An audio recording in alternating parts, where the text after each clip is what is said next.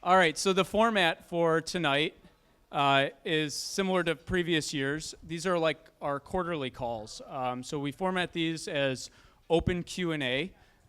Grace has a microphone, and she'll be walking around the room. So if you have a question, please raise your hand. I'll point out to Grace where you are, and you can ask us anything. Of course, I have a few questions for Peter and Dominic to keep things moving in case the questions are light, but we would love to hear from our audience today if there's anything you would like to ask. Anything is fair game, including favorite sports teams, other stuff. The questions that I have been segmented into market questions, economic, our portfolio positions, political thoughts because this is an election year, and then our investment process. So I have a number of questions in those areas. But again, if anybody wants to start, you're welcome to ask the first question. Does anybody have any questions? Yes. All right, Grace, would you find Brad over here and bring him a microphone? Yeah, you have to use the microphone so that we pick up the audio. Thank you. Thank you, Justin, and thank you, Peter, for having us here, and Dominic. Appreciate it. What do you think the pivot from Bitcoin mining or other mining with NVIDIA to AI, how do you see that transfer? Is NVIDIA moving in that direction? Do you see that as a natural progression? Yeah, so the question is specific to a portfolio holding. Thank you, Brad. NVIDIA. And the question is, as NVIDIA progresses as a business, they used to be very heavily into Bitcoin mining and now artificial intelligence. Thoughts on that position and where the future for NVIDIA lies? The Bitcoin application for NVIDIA wasn't really well known and wasn't really like a segment for them. They were just the gaming GPUs. Then that segment comes along. Right now, it is basically a nothing segment for them. The AI and artificial intelligence in data centers is dominating their business model at this point. So the Bitcoin aspect of it is basically in the past for them. I would just say one other thing. A lot of the older generation GPUs are now going to be used for the Bitcoin mining. The go-forward GPUs are going to be for the artificial intelligence. Interesting question. We purchased NVIDIA. In the previous 5 years, it was down 68% from its high in 2008. We're moving along quite nicely, and the Bitcoin market drops off, and the stock went in October of 2018 from 290 to, on Christmas Eve, 125. And there's a lawsuit now against NVIDIA saying that they should have known how the Bitcoin would affect them. So I don't know that it's a substantial settlement, but anyhow, there's a lawsuit out there. Thank you. Good question. Any follow-ups? You're good. Good. All right. Thank you. I'll zoom out. That was a very good portfolio question. Let's start with a more broad question on the overall markets. What do you think the top themes of the markets will be in the next decade? So in your opinion, and then a follow-up, are there any companies that we might own or might want to look into that fit well into those specific themes? Peter? Sure. You know, we were preparing for the meeting, and I started spewing out things. And Dom looked over at me and said, well, you've named all 10 sectors of the Standard & Poor's. But so I decided when I was reviewing the material today that I'm going to reduce it significantly.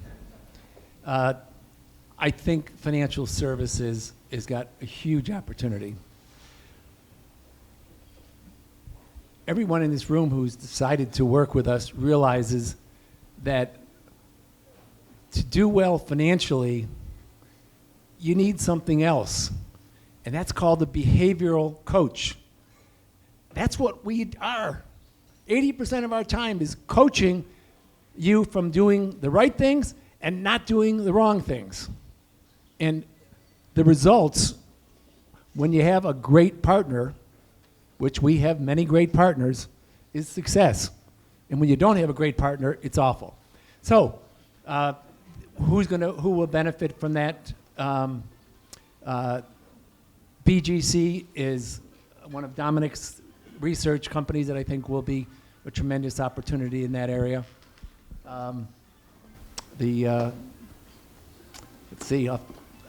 Bank of Ireland, which we've owned since 2020, June of 2020, we made our first purchase in Bank of Ireland, really a fascinating situation. Bank of Ireland, there was 5 banks when we purchased it in Ireland. There's only 3 now. They have 40% market share in mortgages. They were a huge casualty in the financial crisis of 2008, 2009.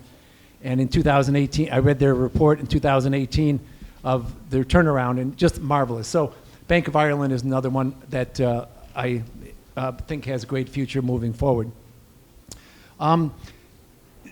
We've tremendously underbuilt in the United States, and so building-related companies, I think, have a tremendous opportunity. We own a land company in California, in coastal California, that has 4 major properties. It's called 5 Point Holdings. It's just got enormous potential, and the prices of land has been rising dramatically over the last several years. Weyerhaeuser, which owns 12 million acres of trees, is another one that's going to be a big benefactor. And my God, with the stuff that's going on in Florida, there's going to have to be a lot of homes being built there.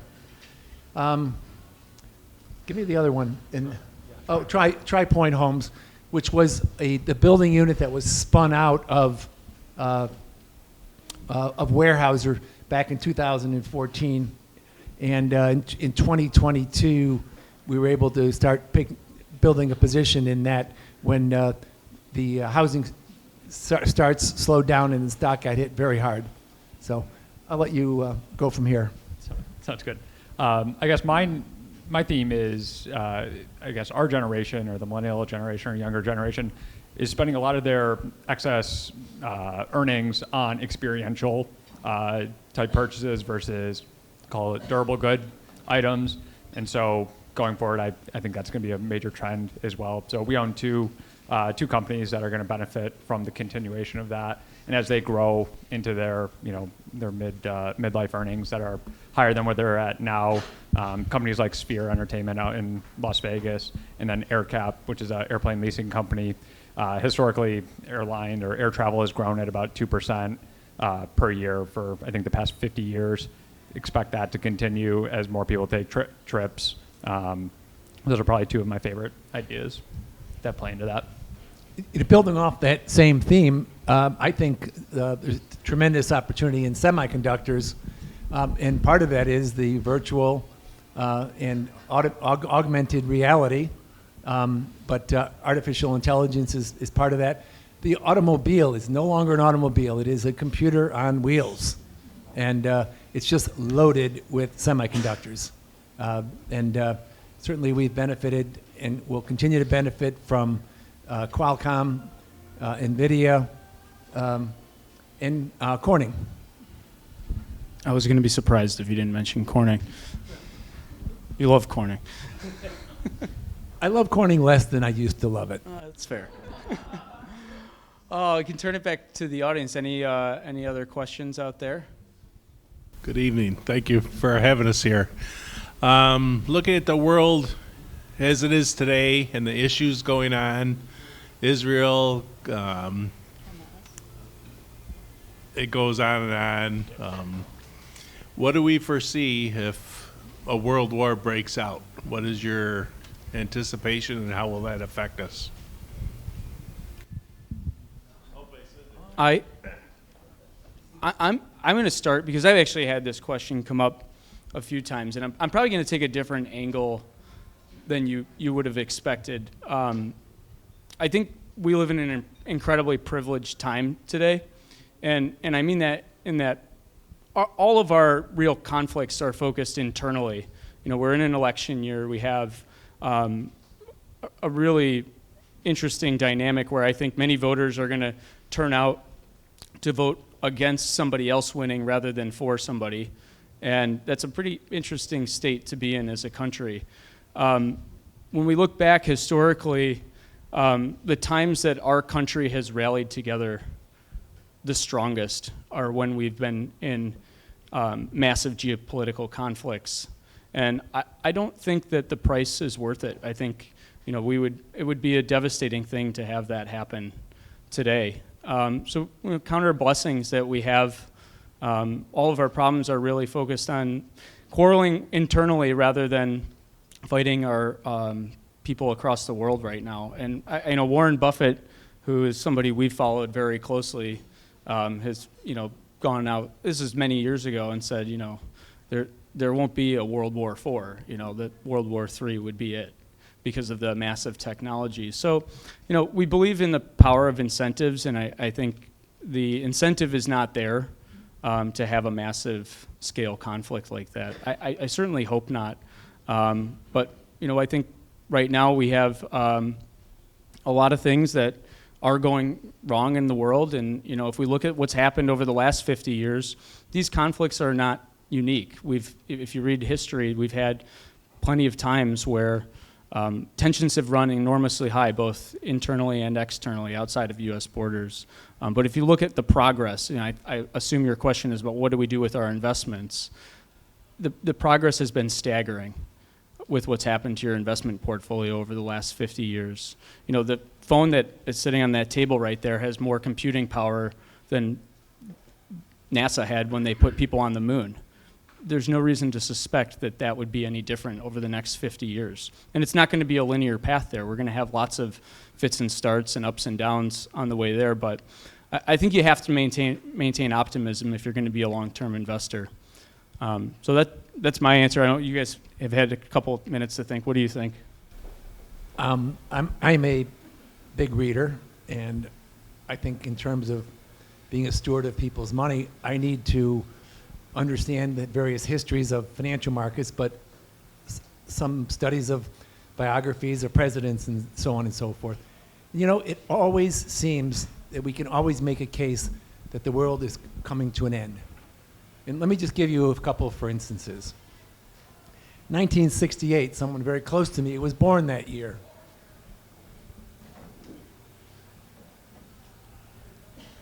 We had Martin Luther King shot and killed, Bobby Kennedy shot and killed, the protests from the wars, just all kinds of awful, awful things that were happening. I happen to be reading a book right now called The Tragic Era, and it's about the Andrew Johnson administration and beyond him, just after Lincoln. It is just horrific and very tough book to read, because those in Congress and the Senate decided just to throw the Constitution right out the window. And you can almost say, give me a year and I can tell you all the stuff that was wrong, but there was also a gazillion things that were right as well. So that's my take on it. I guess really the only one of the few countries that I guess matter, Taiwan, and just their manufacturing capabilities with chips right now. I guess that's really the main place of concern. Internally in the U.S., we're obviously trying to build out the chip manufacturing industry. I think that's going to be a critical thing to watch, but I really have nothing to add beyond what they've said. You had another question? Okay. Good question. Who's raising their hand? Oh. Oh. Raise your hands. Thank you. Thank you.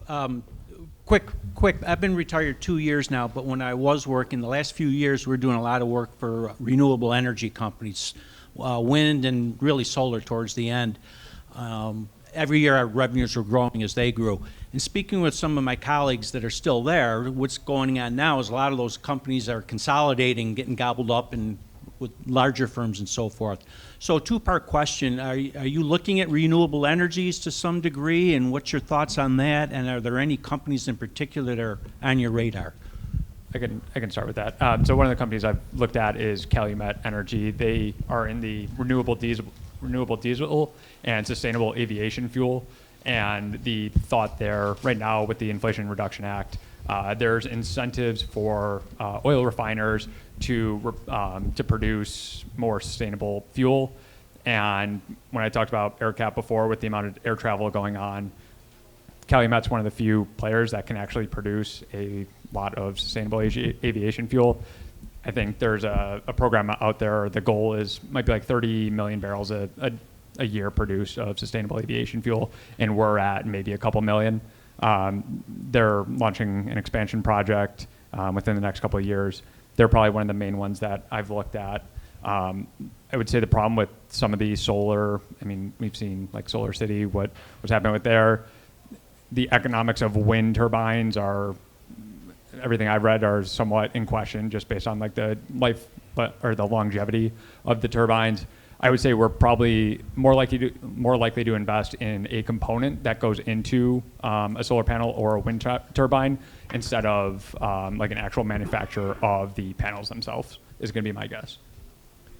There's no doubt that we're going through an energy transition, and who is the ultimate winner? It's very hard to say, and I don't necessarily have any companies off the top of my head, but every so often we get these incredible breakthroughs, and folks have been working on hydrogen energy forever. If they can make a breakthrough there, oh my goodness, it's going to be a game changer. Whether it takes 10, 20, 30, 40 years, I think it's ultimately the code is going to be cracked, and it's going to be the same as electricity coming on board. It's the same as artificial intelligence, the same as the computer. It's just a total game changer. Great. So more of a general question, and this is for both of you. What positions are you most optimistic about today? And do you have any updates on any of the companies you've selected in our portfolio over the past few years? So Dominic, why don't you start with this one? Sure. I think pretty much everybody owns Green First Forest Products. They're a Canadian lumber mill. We made our initial purchase maybe a year or two ago. Stocks obviously declined since then. I think we bought it around $1.20. It's at 55 cents today. But when Peter was talking about the underbuilding of homes and the number of mill closures over the past year and a half due to lumber prices declining so much, when we made our initial purchase, I think lumber prices were in the $1,300 range. Today they're maybe $550, and they hit a low of $400. And so basically out of British Columbia, we've seen hundreds of millions of board feet of capacity come offline. A lot of production has come out of the South. And so what I would expect over the next year or two is demand for housing is going to still be there, especially with all the government subsidies that are being talked about. The amount of building, repair, and remodel that's going to happen over the next year or two is going to need lumber. And I think $550 for lumber is probably the low point. I would expect it to go upwards of $700 or $800. And when we own a company that is one of the lowest cost producers in Canada, I think we are going to do very well with that position in the near term. The company I'd like to first talk about is Qualcomm. My focus on research is, what makes sense to me is to buy things that are unloved and unwanted, but are financially strong, and the pessimism is way overblown. And so that was the situation we had at Qualcomm back in 2017. As Obama was leaving his office, one of the last things he did was hit them with an antitrust suit as being a monopoly. Apple stops paying royalties. Huawei stops paying royalties. A year later, Judge Judy Koh out in California says, not only are you a monopoly, your business model is illegal. Talk about a punch to the gut. Well, and 5G was many years away. So in 2019, the end of 2019, 5G started coming on board. We're in the very, very early stages of 5G. It's 100 times more powerful than 4G. They dominate the cell phone market. If you have a cell phone, you either use their chips or you go through the Qualcomm toll booth. Qualcomm has also subsequently purchased radio frequency businesses, which they've grown dramatically. The Internet of Things is a rapidly growing aspect for Qualcomm as well. All these devices that we have, everything from pacemakers to monitoring devices to the phones, those all need a connection. And so that has a huge opportunity for us. The automobile is a huge, huge opportunity. I think Qualcomm has like a $29 billion opportunity or backlog of future business. I'm planning on attending Qualcomm's meeting in New York City if they'll have me. They haven't. I've applied, but they haven't given me the thumbs up yet. And so looking forward to that. And then a very interesting thing happened this June. The domination for chips running computers has typically been advanced micro devices and Intel. If you go over to that table there, you'll see a blue Microsoft Surface Pro, which came out on June 18. Everyone except for Apple is using the Qualcomm Snapdragon artificial intelligence chip. So I would say that I'm enthusiastic about Qualcomm. Thank you. Did I see a hand go up out there? Yes. Okay, right there. I'm sorry. All right, Krista. First of all, thank you for a lovely evening. It's wonderful that you do this for your clients. And it always is amazing to me that we sit here and we don't get a chance to thank you for what you've done for us. We tend to kind of go to the things that aren't performing, right? So I apologize for that. I really do want to say thank you for the opportunity to be your client. It's wonderful. Having said that, I will ask about Warner Brothers and just say, what is there a failure to launch there? What's happening? What's your opinion?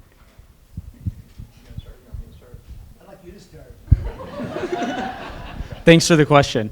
I just threw him under the bus. Yeah, this was a name we were going to talk about as is. So yeah, obviously, whether you want to talk about Discovery, Warner Brothers, clearly the acquisition of HBO and the integration process has not gone anywhere near what we expected it to. And when you make an acquisition with significant amounts of debt, if the business underperforms what you thought it was going to do, and you layer on fixed interest expenses, then it's a recipe for an issue with the stock in the business. So we have an ongoing dialogue right now. So we have, call it anywhere, it depends on your portfolio, 25 to 50 names in the portfolio. And Warner Brothers is like the one name that is on our watch list of, if things do not turn around in the near term, possible we exit the position. And really what we're looking for is, the whole thesis was surrounded the free cash flow, so just call it the earnings of the business, was going to grow over time, and that was going to allow them to reduce the amount of debt that they have on their balance sheet. When they made the acquisition, they had, call it 4.5 times leverage. It's only down to like 4 times, and when we made that initial purchase, I would have thought it was going to be about 3 to 2.5 times at this point. So we are well above where I think Peter and I both expected the debt load to be. If the earnings power of the company is not coming through over the next, call it, couple quarters, we are going to reassess the position. That does not mean we'll sell it, but it, again, just where we're at with the position is when an idea does not go as planned, a lot of times what investors will say is, I'm going to hold until I get to break even, or I'm going to come up with a new thesis on why we're owning it. And that is the exact wrong thing to do. When you are wrong with a position, your best bet is just to cut ties, move on. I'll tell you, I'm sure a lot of you own GraphTech. You'll know we just sold that. Just like the mental drain that is present when you're looking at a stock go down daily, a lot of your focus just goes to that position, even if it doesn't deserve it. So I'll just say, yeah, in a couple quarters, we'll see where we're at, and if things don't improve, we'll go from there. To make matters even worse, we're losing faith in the management. David Zasloff, who runs the business, paid himself $200 million, which is, for his performance, he ought to be paying us instead of him paying, we paying him. So it's clearly on the list of, we'll have a quarterly report from them shortly, but I wouldn't be surprised if by the end of the year, even though the potential for the business is strong, the short-term issues, and clearly we overpaid for the business as well, so you can probably chalk that one up to that we've made a mistake here. So it won't be the last mistake that I make either. Thank you. I'm going to rally with another hard question, but one just because we haven't addressed it in our quarterly calls in a while, and it's a position that's held in many of our longer-term investors' accounts. What do you think will happen to Fannie Mae? And then two-part question, does the upcoming election have any implications on the position we hold in Fannie Mae? No, you have to go first. All right.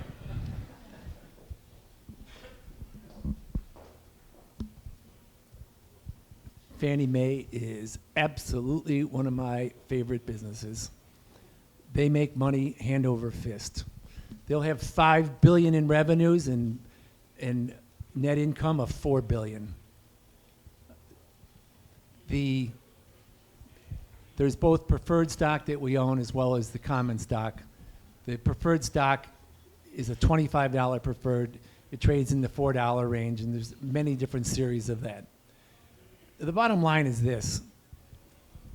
Like many other banks and financial institutions, they had a huge bailout in 2008, 2009 financial crisis. In 2012, it became quite obvious that Fannie Mae had on the horizon a huge turnaround coming. The administration decided to change the rules of the game. Instead of paying interest, they said, now this is a conservator, by the way, doing this. They said, instead of you paying me interest, just give me all your profits from now into perpetuity. It's called the net worth sweep. We believe that it was illegal and will be overturned. There's plenty of documents that talk about the privatizing Fannie Mae back.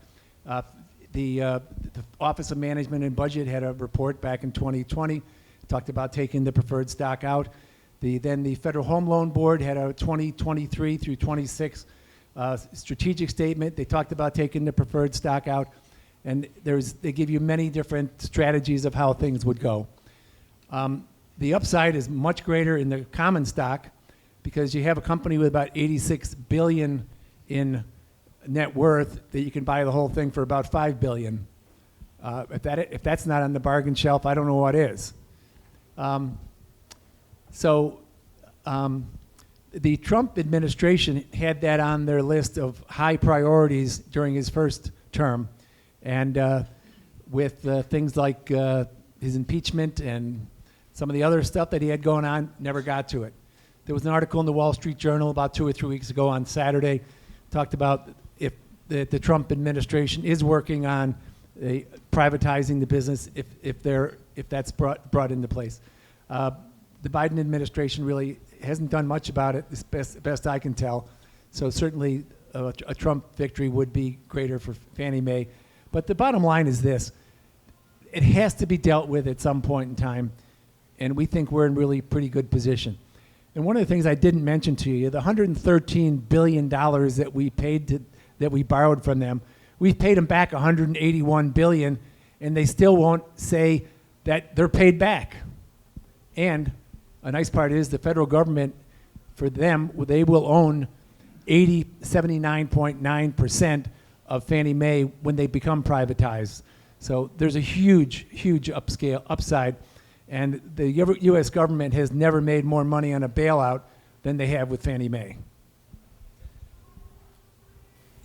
If you look at Fannie Mae's stock, typically I agree with Pierre, the Trump administration, if he is elected, it's more of a priority. So if you ever look at like betting odds for the presidential election, if Trump's odds improve, typically Fannie Mae's stock will rally on that news. If Trump's odds declines, typically Fannie Mae's stock will decline on that. One thing wasn't mentioned was the warrants. So the government has the option to buy 79.9% of Fannie Mae's stock. They're called warrants. These warrants expire sometime in 2028. So one of the things that we've typically said with Fannie Mae is we don't know when the conservatorship will end, but we think at some point it will. We appear to be coming up on that 2028 deadline. Obviously, some of the things the government has done at this point seem illegal. So does that 2028 deadline hold or not? It's in the contract. Hopefully it does. And if it does, then the timeline is 2028 that they should, at the latest, exit conservatorship. I think Trump administrations probably would try and get them out before. So the preferred's at $4 with a $25 upside over the next 4 or 5 years. Certainly seems like an interesting idea. Thank you. It's a heavy topic. Lots of details. Why don't we lighten it up a little bit? Peter, this is one's for you. You're in your 45th year as a financial advisor. What are some of the common things that have allowed your clients to be successful investors over those 45 years? Well, first of all, I'm still a spring chicken. I'm as enthusiastic in my 45th year as I was in year 1, believe it or not. It sounds insane, but I may be insane. There's some overriding themes that I think have really helped support me throughout my career. And number one is always act in the client's best interest. It's easily said, but when rubber meets the road, I think, unfortunately, a number of financial advisors fall short on this area. I remember very often when a client, back in the days where a client had a dividend sent to them accidentally, and that should be returned because they sold the stock, I would just eat that expense rather than having to, beat the client up to send me the $42.50. And the people in the back office would say, "Peter, you're crazy to do that." I'm saying, these are, I think the world of them, they compensate us well. So be it. So just always be truthful, and wherever the chips fall, so be it. And we found out we got punched in the gut pretty hard in 2020, and the market dropped about 50% in a month and a half. And we said, you know what? We need to talk to our clients and tell them what's going on. And we started talking to them. We said, and the questions came back. I was like, when is this COVID thing going to end? Well, we don't know. It's not, but we think there's going to have to be a vaccine, but is that going to be done in 6 months or a year, 2 years, 5 years? We don't know. And what happened was a number of very pointed questions said, we think you should know the answer and when this market's going to return. And we said, well, we would be lying to you if we said that, and that's not our policy. And quickly thereafter, I think 2 or 3 of our clients said, we've had enough and you're fired. But we held our heads up high because we gave them the unvarnished truth because no one knew. And for me to start telling you I know something that I don't know is violating the core of working with you. I guess there's many other things, but when I started in the business, I quickly realized there was an up-and-coming career path called Certified Financial Planner, and I enrolled in that program. And so I developed a software package, or I had an intern actually develop a software package. He did exactly what I wanted. We would take someone's we would give you an overview of all your financial assets, all your income streams, and then your entire stock portfolio. So we had a 10 or 12 page report that had detailed all your reports. And so when I met with people, I would say, you know, what we need to do, it jumps off the page at me. You have very small amount of retirement assets. We need to build that up. You don't have enough in cash. We need to build that up, and so on and so forth. So, and the basis of that is something we still use many, many years later. And ultimately, the major scenario was that people came to trust me.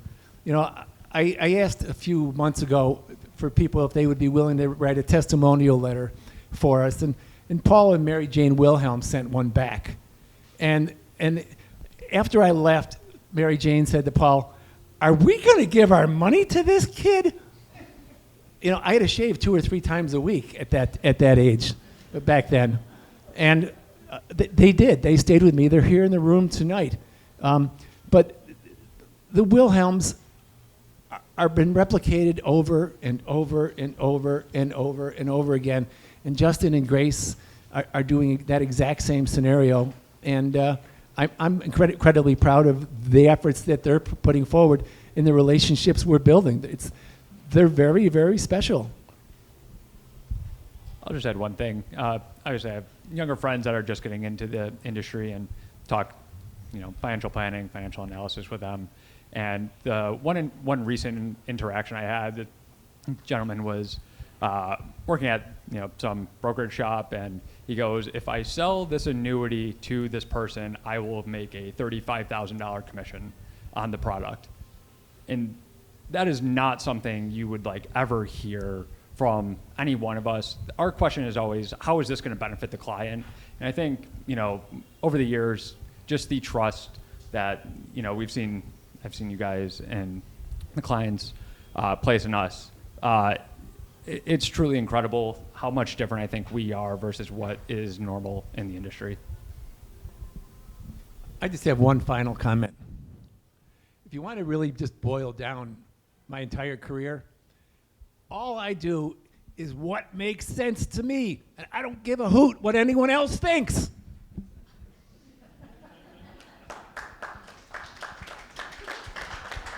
That's why we like you. Any questions out there? All right. Dom, this is a question for you.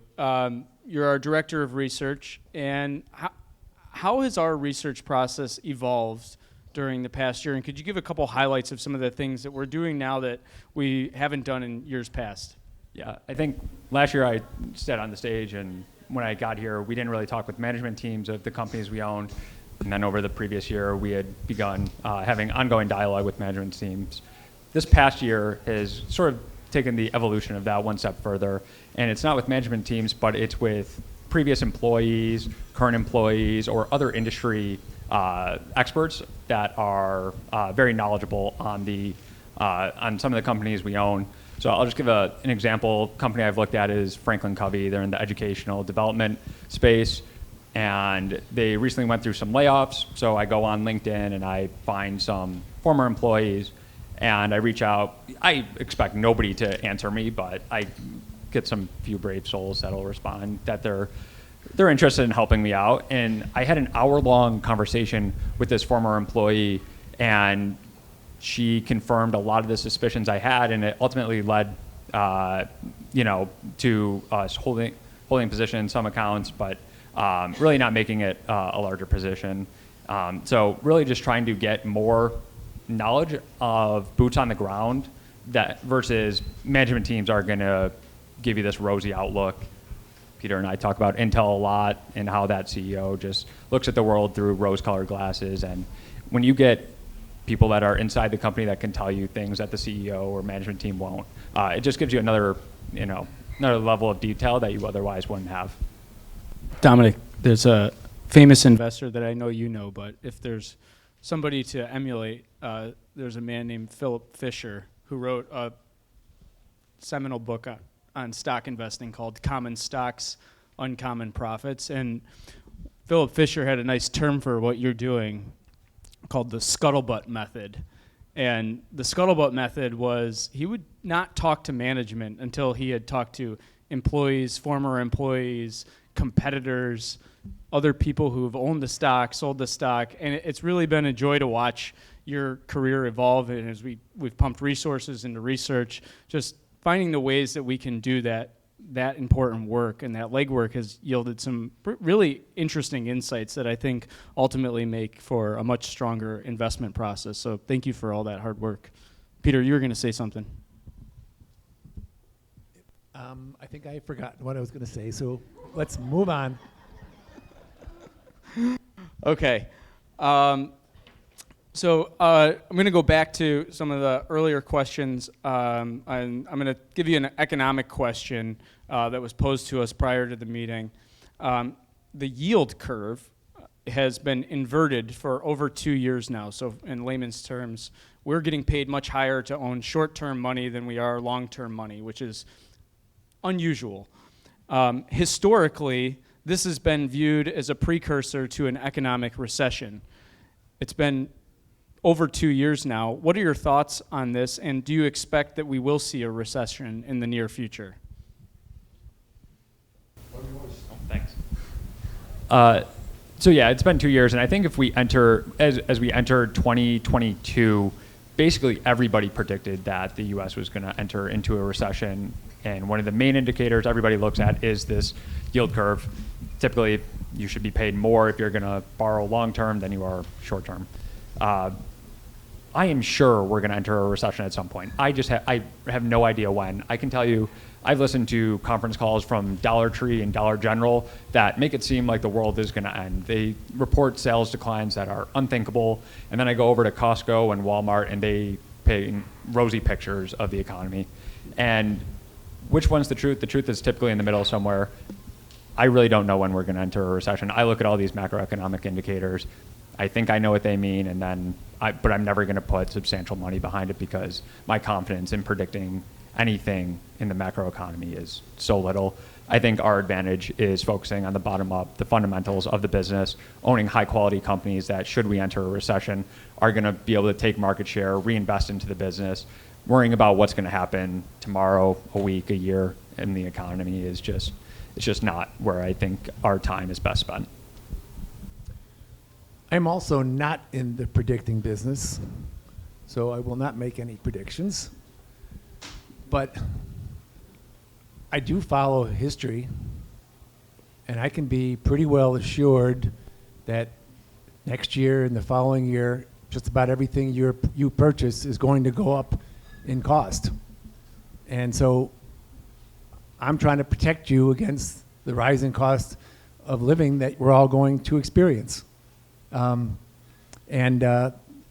also think that, we see a lot of people talking about how high interest rates are. What a bunch of baloney. If you look historically at our interest rates for the last 100 years, we are not at a high level. This is normal. We've been at abnormally low interest rates for the past 10 years, and it started turning a few years ago. There's people out in the audience here who paid double digit on their first mortgage. Okay, so we get fed a bunch of nonsense from time to time through the press or whomever, but inflation is the major scenario that all of us need to be protected against. And that's why we've chosen to have a much stronger equity position, but also have cash reserves for when things happen. But, there's a chart that I have on the table there, and it says in 1970, if you put $100 in stocks, it's now worth $20,000. And you can see all the rest of the others on there. Nothing comes remotely close to that. But you know what the price you have to pay to own equities? It's huge. It's that volatility.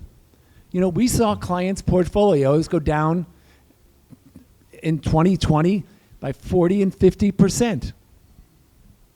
But we also had a high degree of confidence. If we are intimate with an investment at $27 a share, and we can now buy it at $7, I'm like a kid in a candy store. And when I call you up and talk to you, you're going to know that, hey, listen, this guy has steered me right in the past. Okay, we bought it at 27 and now it's at 7. We can buy 5 times as much. And that's what we try to do. I love hanging out in the unloved and unwanted section of the market. But if you brought 1,000 financial advisors in here, I'm probably one of the few that takes that approach. By the way, it's only what makes sense to me. If I know the value of something and I can buy it for significantly less than what I think it's worth, cha-ching, I'm going after it. All right. Similar question, but I'm going to just have to talk loud because I think I turn a... Okay, good. I got it. So follow up to that. Historically, markets experience a decline greater than 20% every 5 years or so on average. How would you respond today if the market dropped by 20% or more? Quite simple. I view it as an opportunity. And if we have, if it's someone who's in retirement and doesn't have, and wants those significant cash assets as their reserve to be comfortable, we just hang tight with what we have. We don't bail out under any circumstances. And if we have a situation where someone has significant cash reserves and has income, we certainly encouraged to take advantage of the opportunity. So we view it as an opportunity as opposed to anything else. Justin has experienced what I was like in 2020. I was on vacation with my family in Florida at Amelia Island. And Renee can tell you that my vacation got put on hold, and from 8 o'clock until 4 o'clock every day, I was calling people saying, let's buy this scenario with the cash that we have. And then at 4 o'clock, I'd go do laundry. And then we do it again and repeat the next day. But my vacation got hijacked, but Renee will be happy to tell you that I was like a pig in a candy store. I was so excited. And yeah, I know that things look awful out there. And I don't know how COVID's going to end. But I do know if I really had strong belief that something was worth $25 and it's now on sale for $5, I want to take advantage of that opportunity. And that's what stewards do.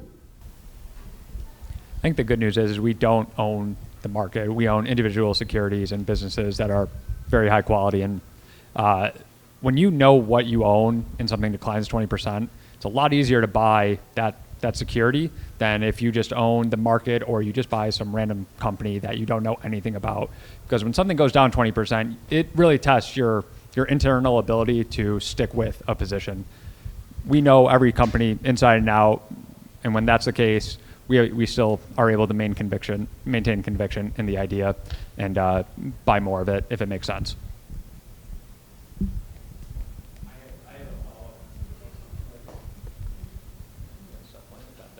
Yeah, I have a follow-up point that I'll make on that, and it comes from our friend Nick Murray, who I know most people in this room have read Simple Wealth, Inevitable Wealth. It's on the table there. Take a copy if you haven't read it. It's required reading for all O'Keefe Stevens advisory clients. But it comes from Charlie Munger, Warren Buffett's business partner, who passed in May of this year. And his rule was never interrupt compounding unnecessarily.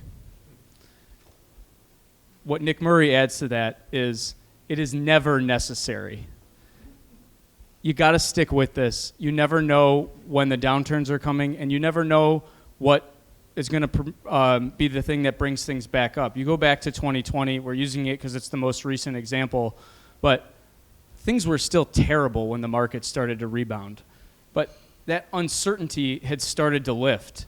And as the uncertainty started to lift and the range of possible outcomes started to narrow, people started to flood back into the market. So if you watched the news and you paid attention to everything that was going bad, you would have never gotten back in. But if you looked at what was going to happen, are we going to be in a better place in 2 years from now than we are today? You'd have a lot more conviction. So that's the addition that I would add to that comment. Peter, do you want to say one more thing?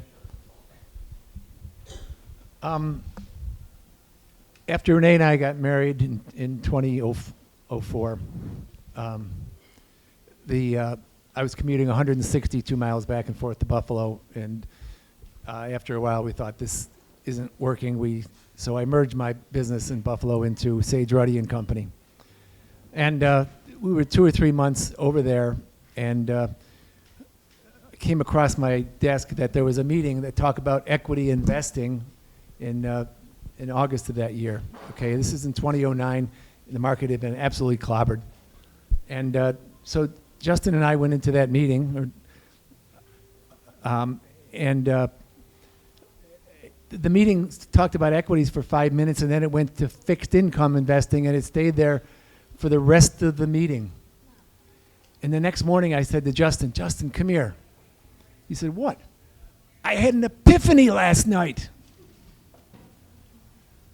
If all my fellow professionals are scared, I'm not allowed to use that word, now I know I'm doing the right thing. Good point. I've gone through quite a few questions today. Does anybody else in the audience have any other questions before we wrap things up? No? Well, it's been such a pleasure. I'll give you guys one more chance to just kind of wrap things up, but I'll say my piece here. Truly appreciate everybody here today. Many of you traveled from far away to be here. We appreciate you making the effort. These events have become a fixture for O'Keefe Stevens Advisory, and we're looking forward to hosting one again next year in Buffalo. If you think of anything on the way out, as all of you who meet with me regularly know, there's no question off limits. Give us a call, send us an email. We're happy to talk all day long, as Peter would say, till he's blue in the face about any of these things. We're here for you, and we look forward to working with you for many years to come. So thank you. Peter? I just want to say thanks again to everyone. It's an honor and a privilege to work with all of you. Thank you. Only thing I'll add, I send out a bi-weekly email with portfolio updates. If you ever have any questions about anything in there, please respond to me. Also, if you're working or have any industry knowledge, please share your opinions or thoughts on any developments. Happy to talk as well. Any insider knowledge, not insider trading, insider.